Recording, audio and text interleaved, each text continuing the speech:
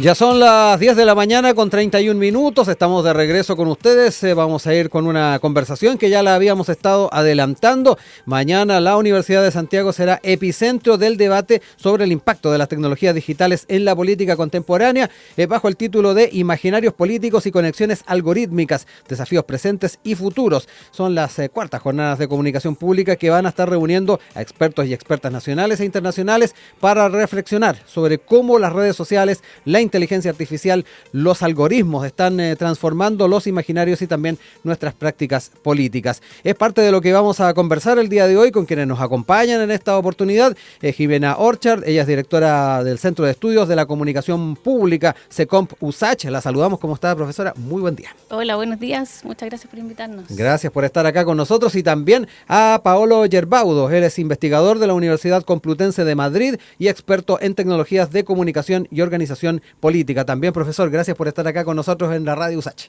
Buenos días, muy contento de estar aquí. Bueno, varias cosas que queremos empezar a conversar con ustedes para dar un poquito de contexto, además de lo que va a ser estas próximas jornadas. Hubo unas primeras en 2018, 2019 hubo otra oportunidad y en 2021 en contexto de pandemia y en forma telemática fue la tercera edición. Ahora volvemos a la presencialidad, profesora. Hablemos un poquito de los desafíos que se vienen a propósito de este regreso a la presencialidad. Sí, nosotros estamos, la verdad, muy contentos porque efectivamente estamos retomando el proyecto de las jornadas de comunicación pública, que es un proyecto que se realizó por varios años, como tú bien decías, que de alguna forma en la pandemia quedó detenido. Entonces ahora estamos muy, muy contentos de poder retomar este proyecto, revivirlo, porque es un espacio que busca desde su inicio, de alguna forma, sacar los temas que nosotros trabajamos acá en la universidad respecto de la comunicación, de los medios, de las redes sociales, digamos, temas que trabajamos a veces con un foco muy disciplinar, tratar de abrirlos, ¿no? Abrirlos, llevarlos a una conversación abierta, una conversación en que participen más actores, no solamente actores universitarios. Así que estamos muy contentos además de poder retomarlas con los nombres que las estamos retomando. Estamos muy contentos de que Paolo haya aceptado nuestra invitación a sumarse. Y también, bueno, otra profesora que es la profesora Flavia Costa de la Universidad de Buenos Aires, que también nos va a acompañar mañana, así que muy, muy feliz por eso. Vamos a conversar un poquito de las materias que van a estar siendo tratadas, sin ir más lejos en estas jornadas, desde la perspectiva de la comunicación pública. Y quiero entrar también a hacerles una pregunta a ambos. ¿Cuáles son los principales desafíos que se deben ir asumiendo desde la investigación, también la academia, tomando en cuenta que estamos ante fenómenos que están en marcha, pero además son muy dinámicos? Que yo creo que ese también es uno de los grandes desafíos que hay que enfrentar, como es el caso de hacer frente a realidades que se crean en las redes, lo que tiene que ver también con la manera en que se expanden, los debates y polémicas que se dan, de repente subiendo bastante el tenor de cada una de esas discusiones y que finalmente se van haciendo propias por nuestras sociedades. ¿Cuáles son esos desafíos? Quiero entrar de inmediato en materia con ustedes. Profesor, parto con usted. Sí, yo diría que un desafío fundamental es que la política siempre es mediada por la tecnología.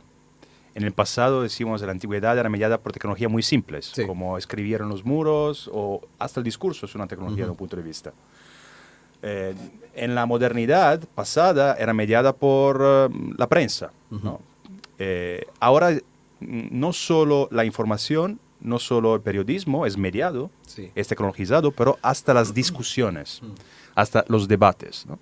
Que antes era algo que pasaba, decimos, cara a cara, en contextos físicos, y en contextos entonces también íntimos, reservados, donde uno podía formular las opiniones, hasta opiniones inconvenientes o opiniones controvertidas, mientras ahora todo ya es proyectado en los medios, todo ya es en lo público, inmediatamente. Muchas veces en el anonimato, además.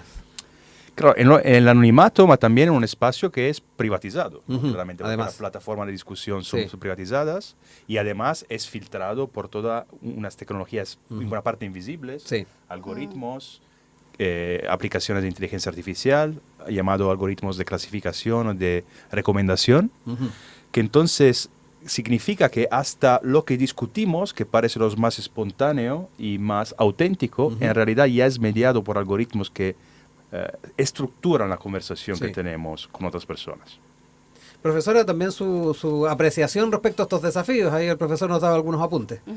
Sí, yo creo que la verdad ahora actualmente enfrentamos hartos desafíos y hartas preguntas, que es que para los que nos gustan estos temas también son oportunidades, ¿no? Sí. De alguna forma, y creo que, claro, se mezclan muchas cosas, porque de alguna forma alrededor de las redes sociales se genera también cierta alarma, ¿no? Cierta alarma respecto de lo que pueda ocurrir o del tipo el tono que introducen en los debates, el nivel de emocionalidad que se introduce en los debates, de alguna forma, por ejemplo, por el tipo de contenidos que son premiados en redes sociales y que en general de alguna forma generan mayores réditos y por lo tanto esas lógicas van permeando la acción política también y no solo, digamos, y la discusión ciudadana. Entonces hay alarma por una serie de desórdenes informativos que de alguna forma se generan a raíz de estas dinámicas que también describía el profesor Girbaudo, pero a mí me parece que también hay un tema que hay que tomar en consideración y que hoy día en estos espacios nosotros efectivamente muchos de estos procesos los vemos, o sea, los podemos ver, de alguna forma se visibilizan de otra manera. Sí.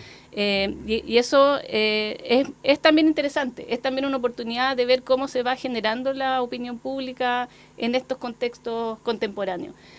Nosotros efectivamente vemos cómo las personas discuten, cómo se agreden también, somos capaces efectivamente de ver cuáles son estos discursos que son más premiados y más viralizados y las consecuencias que eso tiene y cómo se va modelando el discurso público como consecuencia. Entonces, la verdad que me parece que es un periodo desafiante de comprenderlo también y de comprender uno también como ciudadano cómo, digamos, los potenciales efectos, ¿no? que se pueden introducir. Esto de alguna manera ha ido, no sé si reemplazando, tal vez generando cierta mixtura a lo que tradicionalmente conocíamos como la discusión tradicional, lo que tiene que ver con una campaña política en terreno, o se van ahí compatibilizando dos elementos. Porque hay mucha gente que tal vez no tiene mucho acceso a redes sociales, no la ve tanto, pero finalmente muchos de esos contenidos llegan sí o sí a sus oídos de alguna manera. Da la impresión de que hay como una cierta mixtura, no sé cómo lo ven ustedes. Claro, eso es un poco de run run, ¿no? Que es lo que se dice, por lo menos en España, ¿no? Cómo viajan las palabras y, por ejemplo, cuando estaba en Egipto en 2011, y se hablaba mucho del papel de medios sociales, de Facebook y Twitter, lo divertido era que hasta gente muy poca gente en realidad tenía acceso a las redes sociales en ese momento. Pero se circulaba la palabra, circulaban noticias en los taxis, en los cafés, en lugares públicos, que eran atribuidos lo han dicho en Facebook, ¿no? Por decir exactamente eso, que es una sinergia, es un ecosistema. Hoy lo dijo TikTok también. Sí, completamente. Entonces, claro, lo que pasa ahora es que se rompieron muchas barreras en la misma plataforma. Podemos ver sea el debate, la presentación, la propaganda, y la reacción de las personas, la discusión de las personas. Eso es, de una manera, no tiene precedentes. Entonces y hasta la integración es del tipo que el mensaje de propaganda, su efecto, su resultado, su eficacia, se mide en el nivel de la conversación, en la intensidad de la conversación. ¿Cuántos comentarios generó este post? ¿Cuántas reacciones generó este post? Entonces, eso es, creo que es la novedad, una de las novedades importantes de esto, ¿no? La integración entre la propaganda, entre el mensaje desde arriba y la participación desde abajo. Profesora, también entremos en esa misma dinámica. Sí, pensando en el tema que tú pones, a mí me parece interesante ver que las personas hoy día también cómo se van relacionando con la información en general y con las noticias, por ejemplo, que es un tema que también está relacionado con esto. O sea, de alguna forma, nosotros en Chile lo vimos súper claramente hace pocos años atrás, cuando se generó, cierto, quizás de forma más vocal, más fuerte, una crítica muy articulada hacia los medios de comunicación. Hemos visto cómo han ido ha bajado la confianza en los medios de comunicación en general, eso permanece bastante bajo. Hoy día, no sé, en las encuestas que salen regularmente, la cadena de hoy día, por ejemplo, los medios de comunicación siguen como instituciones en general con baja confianza ciudadana. Entonces, también son elementos que contribuyen a esta modificación del ambiente informativo y que de alguna forma hacen que las personas se orienten hacia lo público como pueden o como les parece que es más seguro también, porque es un desafío encontrar información confiable hoy, es un desafío para todas las personas. De alguna forma, y también por eso es que estamos viendo varios fenómenos en paralelo, por ejemplo, los fenómenos del alejamiento de las noticias, del alejamiento de los medios de comunicación, y por lo tanto tiene que ver, para mí, desde mi punto de vista, tiene que ver con el mismo fenómeno, y es que estas grandes instituciones mediadoras, como son los medios, ¿cierto?, de alguna manera se van erosionando en términos de su confianza pública.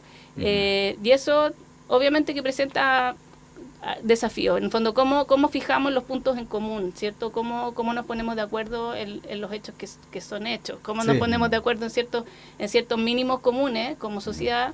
Si de partida estamos todos mirando fuentes de información diferentes, de forma completamente atomizada, ¿cierto?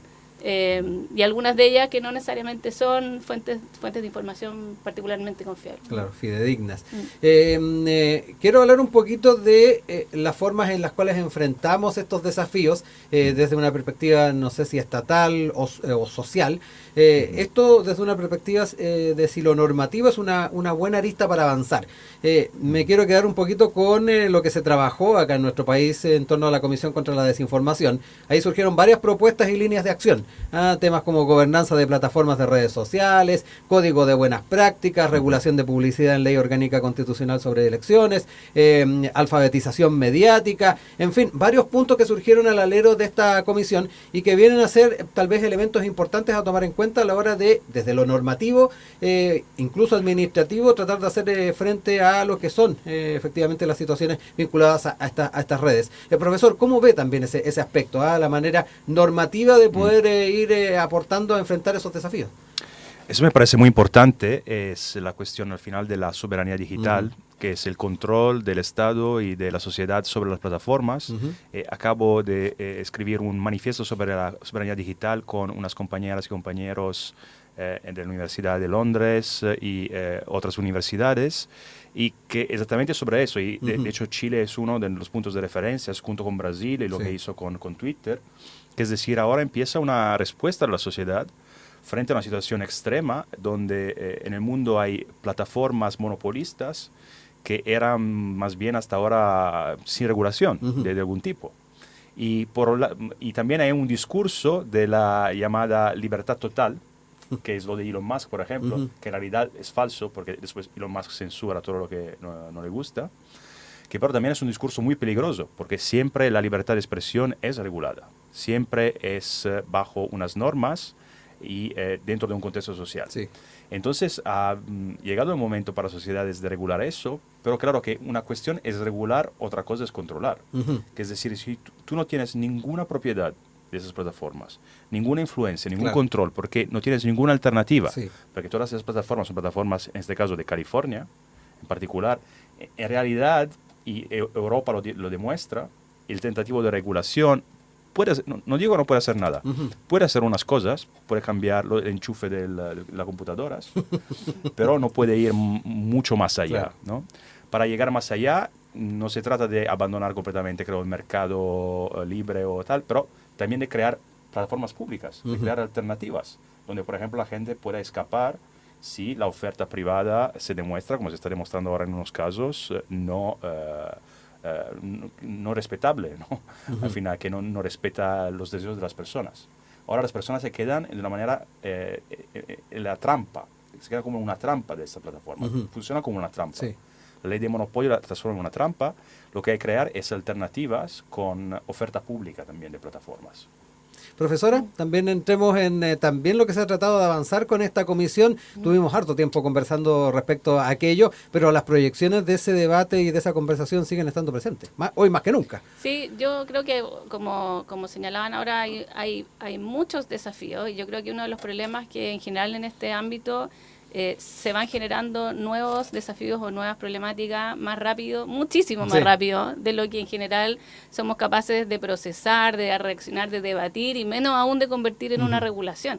Entonces, en general, vamos bien atrás, o sea, hoy día, por ejemplo, si pensamos en los desafíos que se abren con la inteligencia artificial, por ejemplo, o sea, se abren un montón de nuevas aristas potencialmente sobre las cuales no tenemos todavía ni siquiera una comprensión cabal, creo, como sociedad, en términos, por ejemplo, del tipo de información que se está generando, de cuáles son esas fuentes de información. Hay cosas súper básicas respecto de no solamente la propiedad de la plataforma, por cierto, también de la transparencia, por ejemplo, con la que los datos circulan. O los sesgos que pueda tener también esa misma inteligencia artificial, que esa también es una gran discusión. Exacto, o sea, ahí hay muchos temas, o sea, que tiene que ver justamente, por ejemplo, cuando uno en el fondo empieza a dialogar, interactuar con inteligencias artificiales, generar contenidos, por ejemplo, como en general en una lógica más productivista, se puede pensar que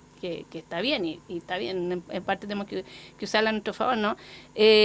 Pero efectivamente también se empieza a generar cierta pérdida de control respecto me parece a mí, respecto sobre todo de las fuentes de información. O sea, en general, la inteligencia artificial son modelos que funcionan alimentados por datos. O sea, en el fondo no son entes, sí, ¿no? De alguna forma, por lo tanto me parece que es muy importante tener eso en mente, ¿cierto? Y ser lo más transparente posible respecto de cuáles son las fuentes de datos que alimentan esos modelos.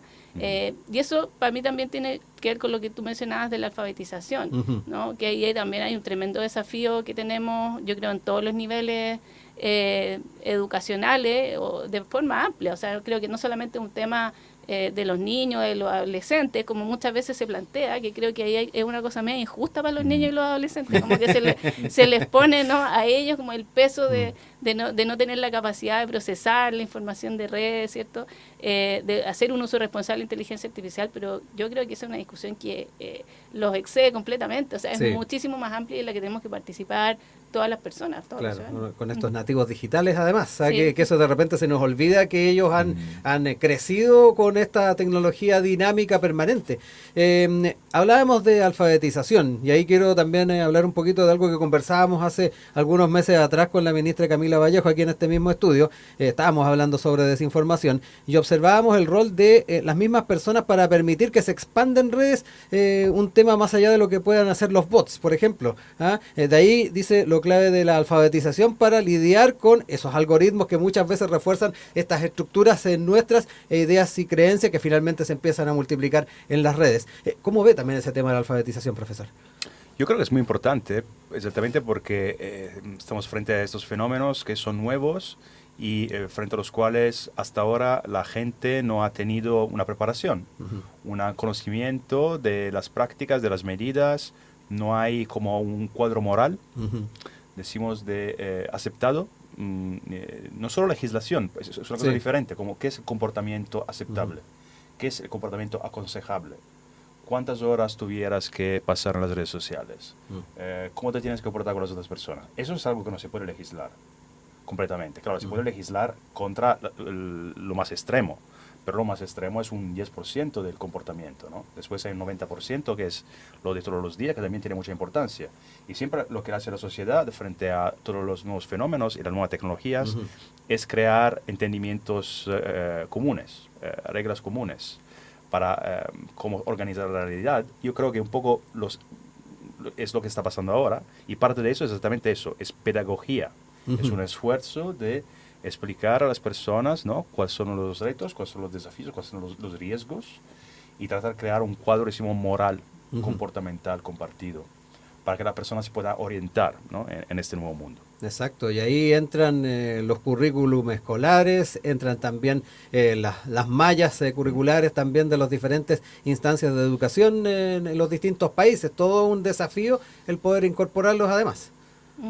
Sí, no, es un completo desafío, pero por eso a mí me parece que es un desafío que está en distintos niveles instalado. O sea, creo que es un desafío hoy día instalar, por ejemplo, temas de alfabetización mediática o de educación en medios, como queramos llamarlo, desde los niveles escolares. De hecho, yo bueno, hay algunos esfuerzos ya como en generar algunos materiales para apoyar el trabajo de profesores, por ejemplo, en aula. Pero también es un desafío que tenemos, insisto, en otros niveles también. Es decir, nosotros, por ejemplo, me voy a salir un poco, por favor. Pero te doy un ejemplo. Nosotros ahora, en un trabajo que sacamos hace poco con unos colegas del Núcleo Milenio del MEPOP, no sé si lo conoces, que es de estudio de los medios, la política y la opinión pública, hicimos un trabajo donde estuvimos mirando a los procesos desinformativos en el contexto del proceso constituyente, del plebiscito. Sí. Y ahí, bueno, hay varios hallazgos que son interesantes, pero a mí uno de los que me parece más interesante y más preocupante también es justamente pensando en el rol de los medios de comunicación en estos fenómenos, es que lo que nosotros encontramos en ese trabajo es que los medios de comunicación tradicionales en general no necesariamente ayudaron a corregir las creencias en desinformación, sino lo contrario. Sino que más bien lo que de alguna manera sugiere que la desinformación en ese proceso, en el proceso, al menos en ese proceso del plebiscito constituyente, de alguna forma tuvo una circulación amplia. No solamente en redes sociales, eso quiero decir, no solamente en los espacios donde nosotros generalmente tendemos a apuntar, ¿no? Como los espacios de alguna manera responsables, ¿no? Como de alguna forma que están provocando estas problemáticas y efectivamente lo que nosotros encontramos en ese caso fue que las personas que se informaron sobre el plebiscito a través de los medios tradicionales, en comparación con las redes sociales, tuvieron mayores creencias en desinformación en ese proceso. Y eso abre una serie de preguntas. Abre una serie de preguntas respecto de quiénes, por ejemplo, son los responsables de la desinformación. Es decir, qué responsabilidad le cabe, por ejemplo, y acá tampoco estoy apuntando necesariamente a periodistas o editores. Yo entiendo que ellos son parte de una cadena informativa, pero también a las fuentes, también a los actores políticos de alguna forma que ocasionalmente pueden instrumentalizar, ¿no? Ciertos discursos que están en el borde de lo desinformativo, o ya no en el borde, sino completamente caídos en lo desinformativo, ¿cierto? Porque efectivamente son estrategias movilizadoras políticamente. En general, como decíamos al inicio, son estrategias que movilizan más. Entonces, cuando hablamos de estos fenómenos, creo que hay que mirarlos en su complejidad, ¿no? Y en todos los actores que están involucrados en ello, y no solamente caer en ese determinismo, ¿no? Tecnológico de echarle toda la culpa a las redes sociales, sino efectivamente hay muchos actores que están participando de la circulación de esa información poco confiable o de mala calidad. Sí, muchas veces ahí también con cierto interés de ir generando estas sensaciones en la ciudadanía y particularmente quienes siguen las redes. Ahí, profesor, quiero quedarme un poquito también con lo que va a ser su keynote, populismos digitales, emociones, reacciones y disputas en la era de las plataformas, donde nos encontramos efectivamente con elementos que van muy de la mano con estos discursos, un poco dirigidos, un poco buscando la reacción, un poco buscando también que se vayan a su vez los climas enervando.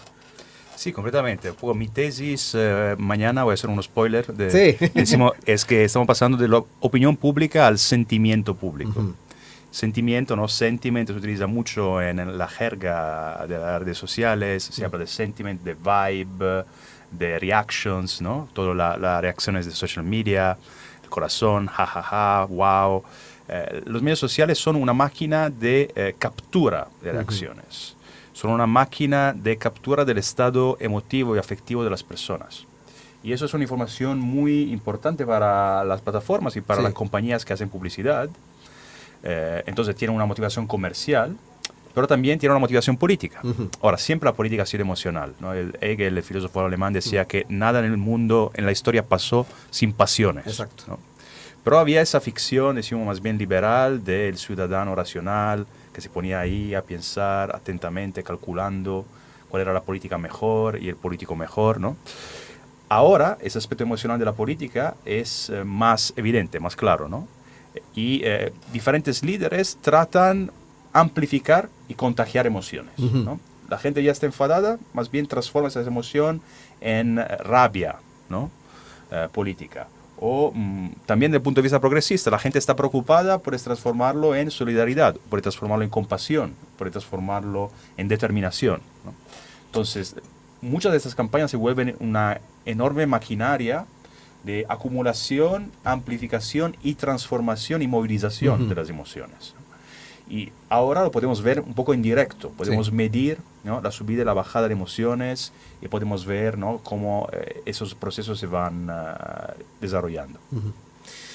Profesora, nos quedan muy poquitos minutos. Yo quiero dejarle ahí tiempo para ir haciendo las invitaciones pertinentes. Ya lo decíamos, vamos a tener ahí la posibilidad de contar con la presencia del profesor Gerbaudo con esta exposición. Va a haber un conversatorio además sobre redes sociales, emociones y cambios en la esfera pública. Valentina Salas del PNU de Chile, Nicolás del Valle de SECOMP, con moderación suya además. Y luego en el bloque segundo, ya lo adelantaba Flavia Costa de la Universidad de Buenos Aires, especialista en tecnología y sociedad, va a estar hablando de sociedad artificial, nuevas inteligencias artificiales emergentes, saltos de escala y automatización, y también va a haber un conversatorio sobre este mismo ámbito con Belén Roca de Internet Society y Efraín Bamaca López del SECOM, además moderado por Lorena Valderrama del Magíster en Ciencias de la Comunicación USACH.